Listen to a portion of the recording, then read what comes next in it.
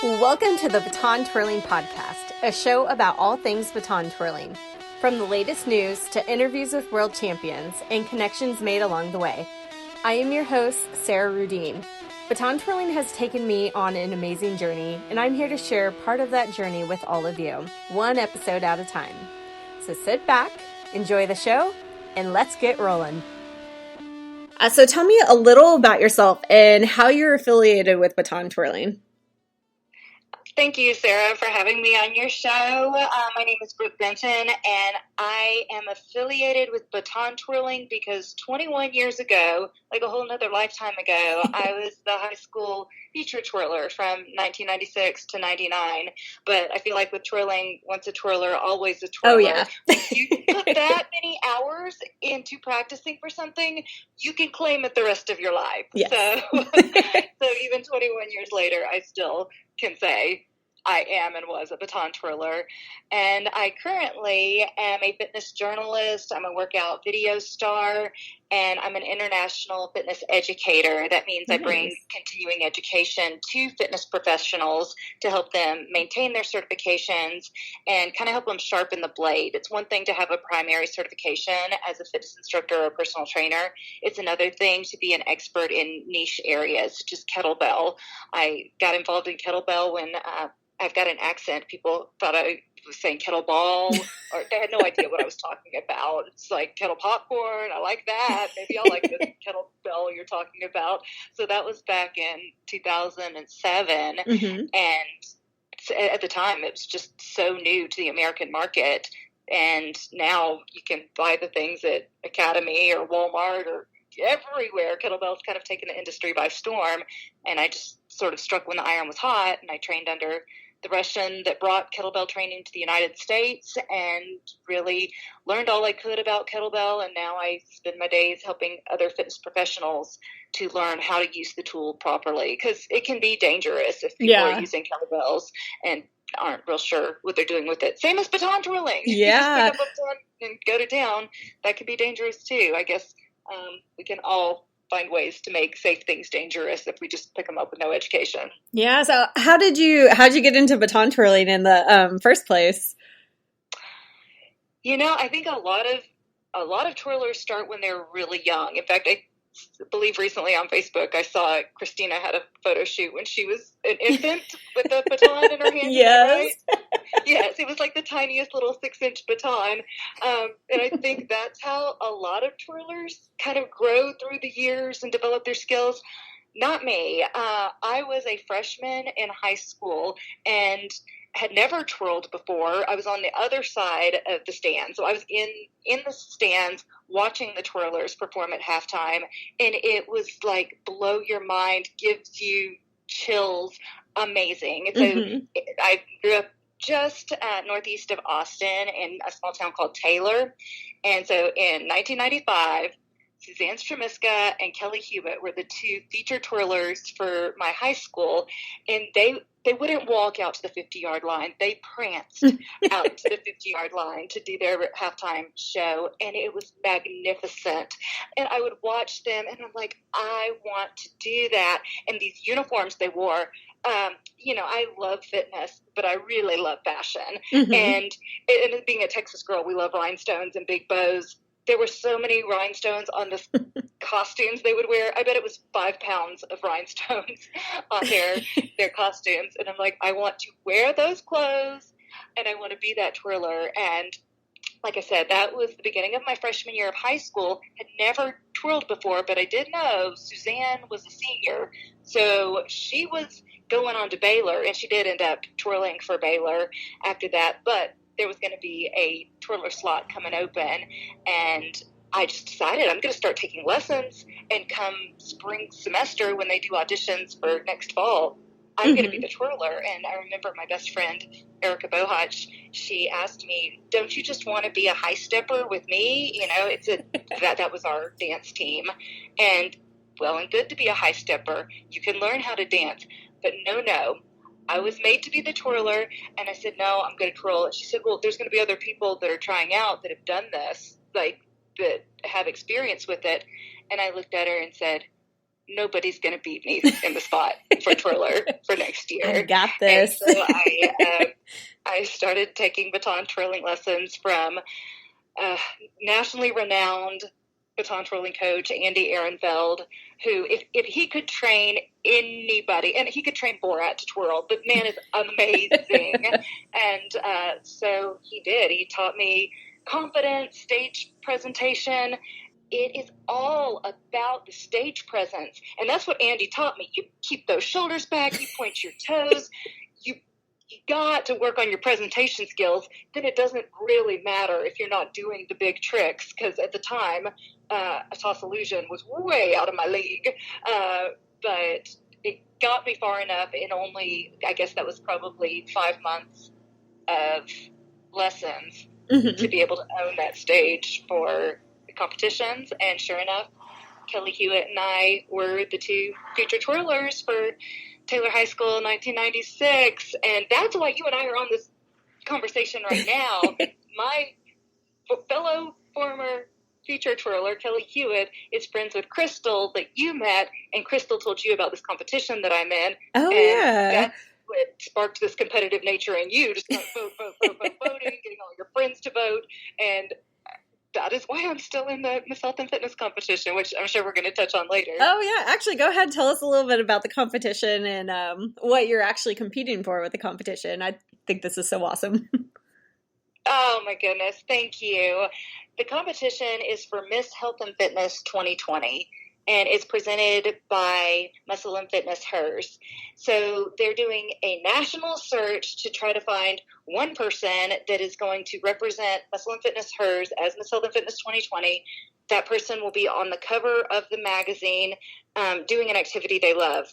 And this conversation makes me think it might need to be baton twirling. I don't know. I left a lot of activities. But so they'll get the cover of the magazine, and $20,000 is the award cash, plus just the title, the namesake alone of Miss Health and Fitness 2020. And I'll tell you, when they post this out to Facebook and Instagram, it went just gangbusters. So there initially were tens of thousands of women that were in competition for Miss Health and Fitness 2020. And it started with a group round. So they take all of these tens of thousands of women and divide them into groups of 20. So all you have to do is be first in your group to then move on to the next round. And you think there's only 20 other people. It shouldn't be that tough. Well, I sat at number 2 for a long while. In fact, the lady that was ahead of me, her name was Charlene Farnsworth. She was in first for 4 weeks straight. And I really thought, there's no cash in this lady. But I will also say, as a competitive runner, you never do turn on full throttle until the end. You hold a little something back. So I felt okay being in second, because I'm like, once we pass her, that's it. You just got to keep going. But with this competition, you don't know how far ahead the person is that's above you. And so she was rocking it. And I went on an interview. This was last week. It was only last Friday that I found out that I won the group.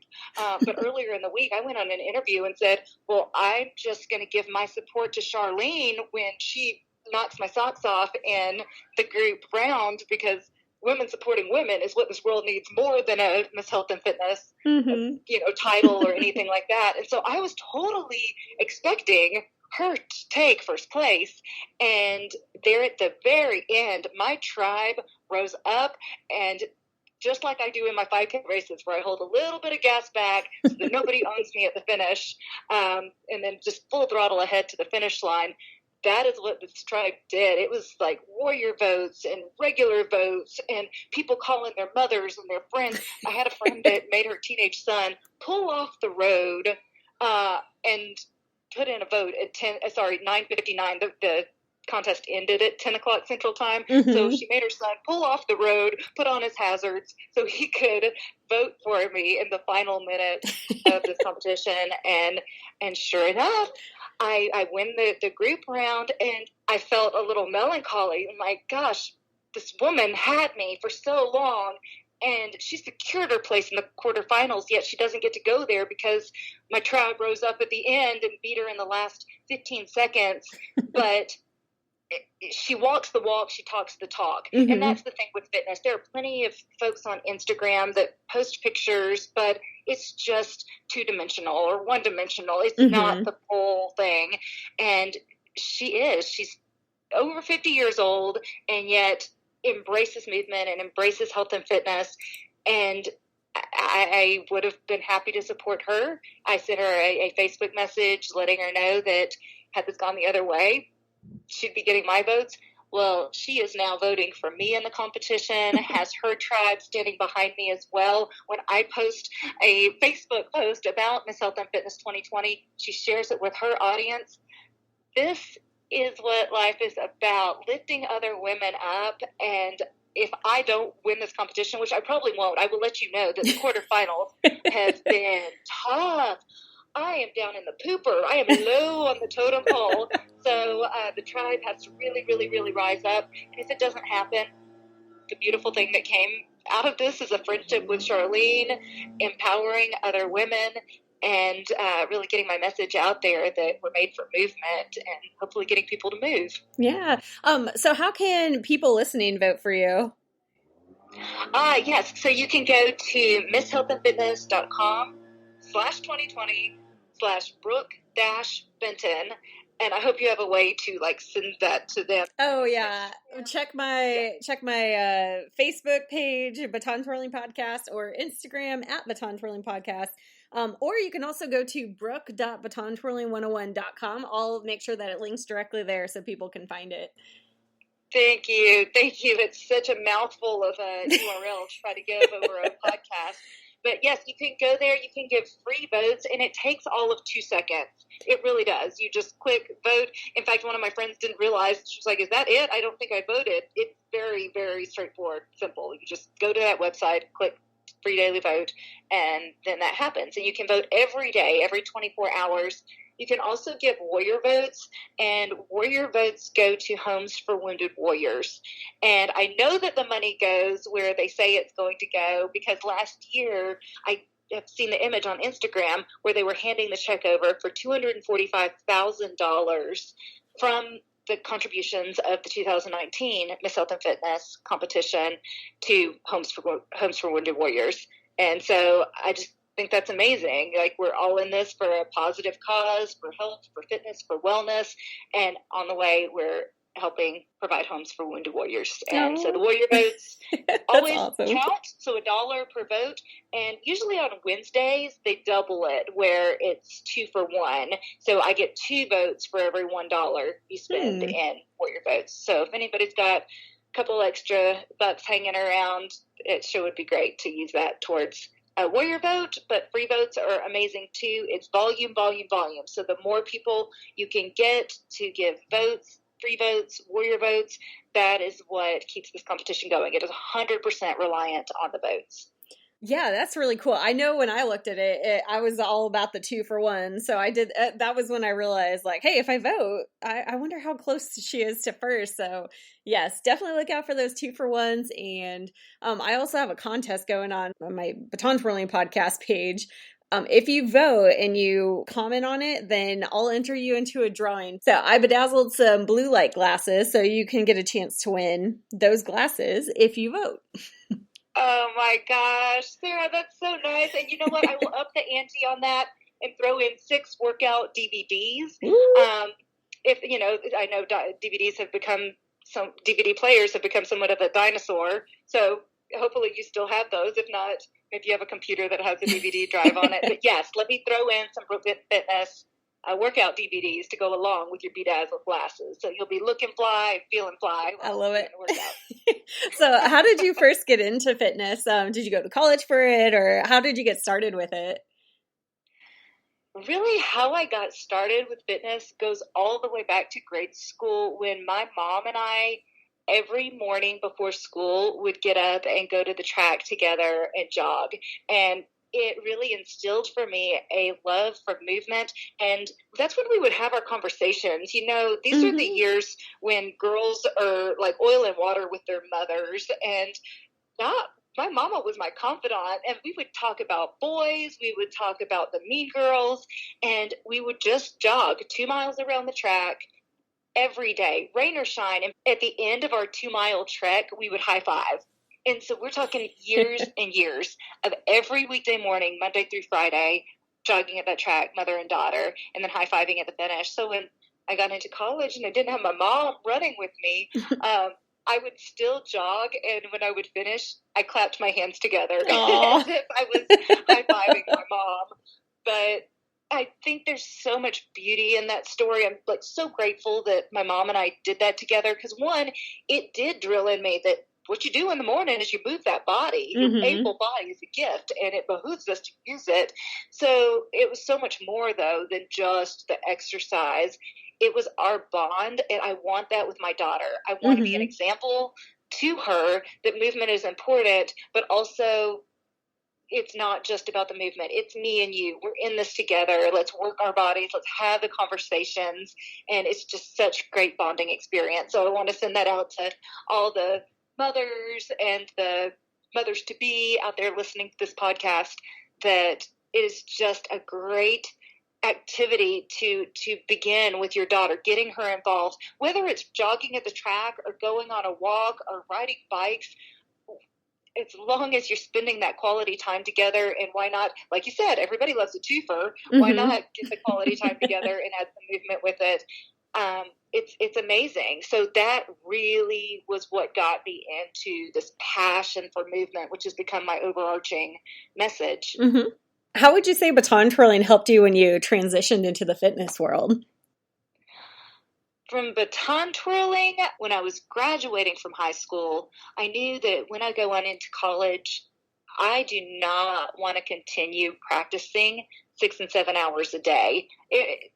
My high school years were pretty much dominated with twirling practice, which they need to be. Everybody knows baton twirlers are kind of perfectionistic. You got to work to get the routine as close to perfect as possible, because then when the lights are in your eyes and hundreds of people are watching you, it's not going to be perfect, but it'll be pretty good if you worked to try to get it that good. But all of those hours, God bless, I wanted a real college experience that was not going to be completely dominated with baton twirling, because eventually, I don't know, I guess it doesn't have to come to an end. My former coach is 51 now and still twirls as if it's his job, and he's amazing at it. But for me, it was time to figure out what the next thing was, and that's when I found step aerobics.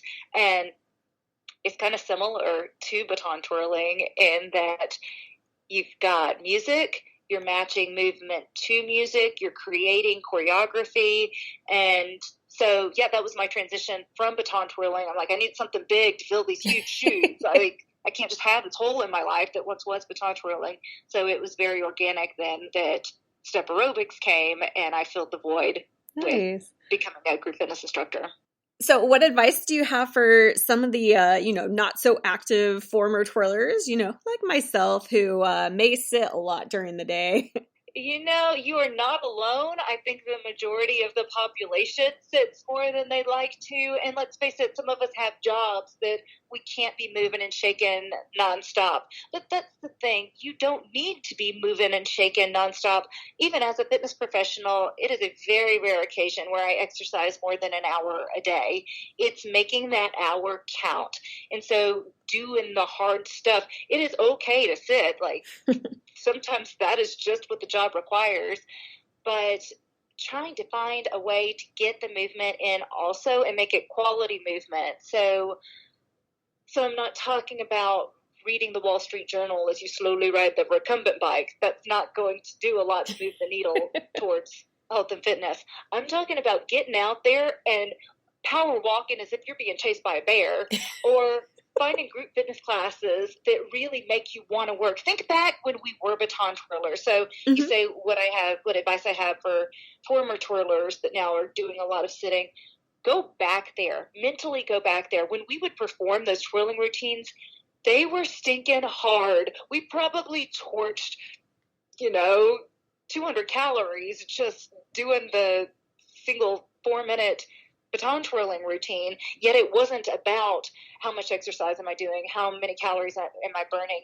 It was about just moving because it feels good, never about deliberate exercise, right? Mm-hmm. We just loved it. So finding something now that has that same essence. And it may be workout videos. For me, it is. And I actually now create that for other people to try to, even though we're in this insane pandemic where most of us don't want to go to a gym and wear a mask as we exercise, I create at-home workout videos on brookbenten.com that you can do free videos. You can do the upgraded ones, which are called premium videos that you pay and then you download it and it's yours to keep forever. Whatever it is you want, I probably have it in the arsenal of videos on brookbenten.com.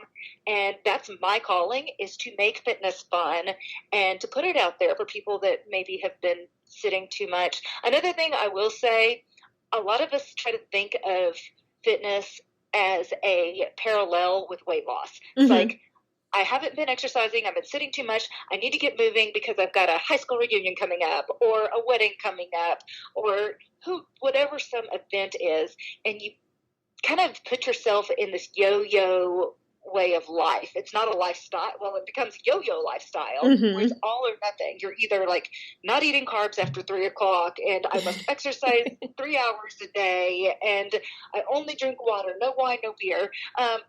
You put all these rules on yourself, and after a while, it's like, okay, done with that, and you go completely in the opposite direction. And it's this all or nothing, back and forth, exhausting way of living that balance doesn't have to be this unicorn that we're just chasing that we can't ever get. Balance can be a lifestyle by eating what you want to eat in reasonable portion sizes, drinking water, drinking wine when you want to have a glass of wine, exercising. You don't have to win the 5Ks. I'll do it. Don't worry. I'm going to win the race. I'm going to win the race. But you can just get to moving without feeling like it has to be this huge thing. It has to be the marathon, or it has to be just something that has gone from sitting to extremes. You're able to move a little bit a day and then move a little bit harder and then move harder than that.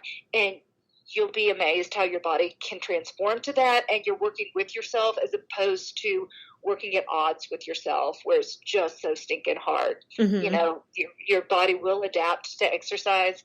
So I'd say get moving and then gradually up the intensity. They say with fitness, it's the frequency, intensity, time, and type that will change you kind of shock your body. So frequency, how often you're exercising, intensity, how hard you're exercising, time, how long you're exercising, and type, what mode of exercise are you doing? Are you doing weight training? Are you doing flexibility?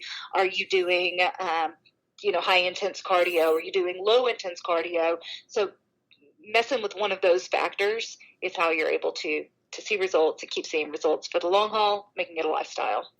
So as a teacher who I know you've taught online, what advice do you have for twirlers now that we're all kind of forced to teach online, or at least in some capacity? I have so much advice for you if you are teaching twirling to a camera. I mean, I can tell you as a group fitness instructor, I've done this now for 20 years where I teach to a class. They're looking at me. I am mirroring them. So when I'm doing something in my legitimate right arm, I'm calling it left because as they're looking at me, they're doing it in their left arm. And same thing when I'm teaching to the camera now, since I'm doing all virtual learning, my right is their left. You should see me on the road. My husband's like, take a right turn. And I go my left because I'm doing my instructor right. I have no sense of that anymore. But I will say for baton twirling, if you are teaching and you're facing towards the camera, your right is their left, and the way you're spinning the baton is going to be opposite of them, that it might be somewhat difficult to learn that way. Even though, you're going to have your butt facing towards the camera, I would recommend that you turn and face your back to the camera that you're recording on when you're doing online learning.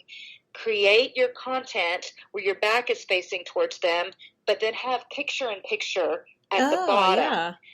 Yeah, so at the bottom, you're going to be doing the same move, but you're going to be doing it on the opposite side so that it's their same side. And this seems kind of like, oh my gosh, you're explaining way too much complex stuff. It is complex, but it's the way that people are going to learn because they want to be moving with you, and it would be confusing for them if you're facing towards them trying to teach, even if it's just a flash.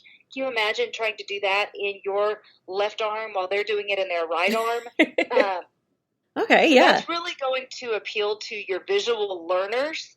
I will say also keep in mind as you're doing any kind of education, whether it's online or you're training people person to person to teach baton twirl, to become proficient at baton twirling, you have learners that are visual, you have learners that are auditory, and you have learners that are kinesthetic. And most of us are a combination of all three, audio, visual, and kinesthetic. So be sure that you're not just demonstrating the moves, you're talking through the moves, explaining what it is that we're doing, because your auditory learners are really going to resonate with that. And then visual, you've got to show them what they're doing, because some people can just watch you do it, and monkey see, monkey do. They'll be able to do it just like that. I think most of us that really do well with baton twirling are more kinesthetic learners. So they cannot just watch your baton twirling technique tutorial and sit around and eat popcorn and learn how to do it. They've actually got to grab the baton and do the movements along with you. So do be sure as you're doing the online coaching that you explain to them how to measure, how to get the proper baton for them so that they've got the right tools in their arsenal to even attempt to learn something as compound and complex as baton twirling is. Yeah, I'm definitely a kinesthetic learner. And I'm also, I call myself a kinesthetic teacher as well, because I'm always like way too detailed. I'm like, okay, give me a thumbs up. Okay, point your wrist forward. So yeah, I definitely get that.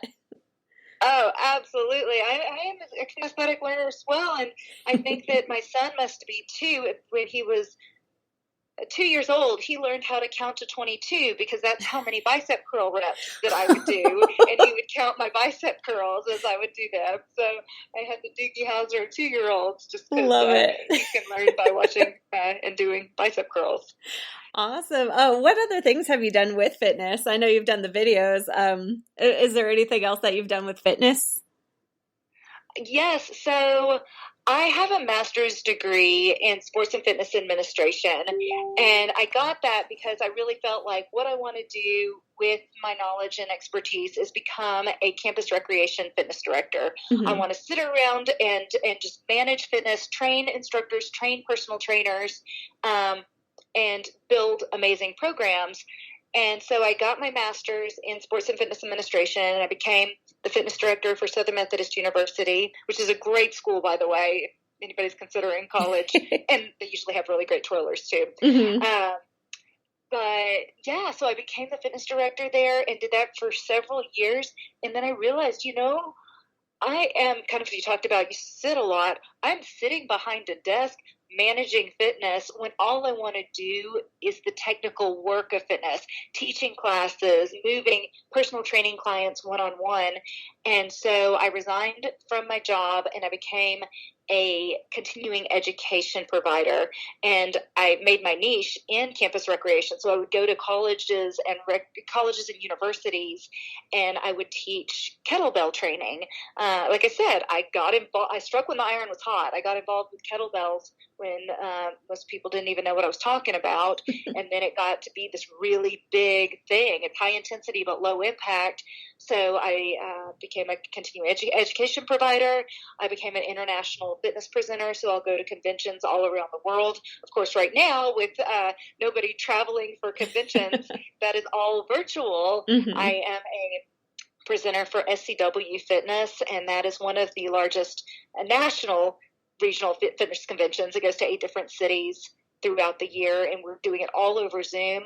And now, since SCW Fitness is like, well, gosh, if we're going to be just virtual, why not invest in our presenters and start a Train with the Trainers program where anybody can join a virtual class, and we'll do the marketing and do the registrations, and you just turn on your Zoom and your music and your camera and, well, I guess your Zoom camera and go to town teaching these classes. So I will be beta testing Train with the Trainers for SCW Fitness starting 2 weeks from now, and it'll be a Monday, Wednesday, 5:15 Central Time metabolic blast that all people need to have is a bench and a set of dumbbells. Mm-hmm. With that, total body toning plus cardio, and it's stinking intense. It's really tough, but it can always be made easier or made harder. So I'm very, very good at giving modifications or giving variations, ways to make things easier for you if you need a modification, harder for you if you're like this super highly conditioned fitness enthusiast looking to achieve a higher level of human performance. We can do that. We can go there. But so it's metabolic blast at 5:15, and then at 6 I lead. I think it's 6:15. I will lead a arms and abs workout that's body weight only for 30 minutes. And then Saturday mornings, a performance indoor cycling virtual class at 10 a.m. Central Time. So what's great is that SCW Fitness has the marketing muscle to get this out. And I can only reach so many people face-to-face leading live classes. That's what drew me to creating workout videos in the first place, is that I can reach millions of people. In fact, some of my videos have been translated to different languages and sold internationally, because why keep it right here? Why limit yourself and your reach? If this is your gift and it's your passion, then you find a way to spread it out far and wide. And that's part of why I'm in the Miss Health and Fitness competition. But it's also why I did the workout videos, and now the Train with the Trainers that SCW Fitness will be doing, hopefully will reach hundreds, if not thousands of people per class, even though it will feel like it's just me and you, just me and you working out in your living room.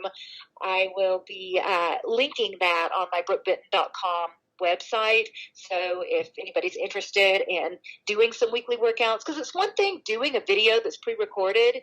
It's different that we are existing in the exact same time and space, sweating it out, feeling the exact same challenges together. I think that's pretty cool. So hopefully some of y'all might want to join in those live workouts that'll fire up in 2 weeks. Yeah, that's awesome. So do you have any other messages that you'd like to share with the world? I am on this planet to inspire people to movement. It's not just my professional calling. It's my God calling. It's the gift that He's given me. And so I will spend every day, the rest of my life, trying to get people off that sofa, trying to get them moving and enjoying movement. As a runner, I am always quoting Steve Prefontaine. He's highly decorated, such a talented runner that died too soon in a car accident, and his quotes are the best. And my favorite Steve Prefontaine quote is, "To give anything less than your best is to sacrifice the gift." So for me, teaching fitness to people, getting people moving, that's my gift. So to give anything less than my best would be to sacrifice the gift. And I'll tell that too, most of your listeners are far better baton twirlers than I ever was. I was chock full of want to, and I was chock full of drive, and I would try and try and try, and so I was going to outwork anybody else. But was it my natural gift? No, but for plenty of the people listening to this, you are a better baton twirler than anybody else you know. So why are you keeping it to yourself? Yeah. Get out there like Sarah is and do the online education and find a way to reach the masses and get other people twirling. This shouldn't be a rusty old has-been kind of thing, and it's not. But we need the best and the brightest and the Andy Ehrenfelds and the Sarah Ruddens of the world to be doing your thing and sharing your light by teaching other people how to twirl. That is so awesome. Well, I am so excited that you were able to come on and tell us about all this. Like, what an inspiration. I know, like, I've already switched to a ball for work, so I sit on a ball all day. Yes, good. And you don't even realize it, but you're bouncing on that thing. Right. This whole time, you can probably hear it squeaking, like, as I go back and forth. Yay, that's so great. Yeah, so, oh my gosh, thank you so much. And I'm going to be talking to you more because you had some great stuff, especially talking about the online education. I think, oh my gosh, like, it's so needed, and it sounds like you guys are already light years ahead of what we're already doing. So I'm going to be reaching out to you so we can make the twirling part a little bit better too. Please, please do. It's everything. It's the wave of the future. People want to be able to learn this stuff while in their pajamas, and who can blame them? Now that we've realized you don't have to go anywhere, online education is where it's at. So please reach out to me, hit me up, and all my stuff is on brookbenten.com.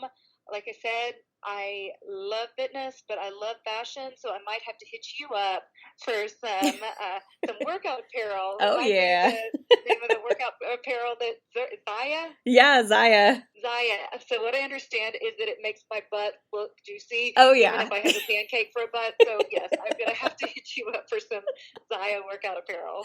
I love it. Well, I will definitely be in touch. I will talk to you soon. Thank you again for coming on. It was a true pleasure. Thank you for having me, Sarah. Bye. Bye-bye.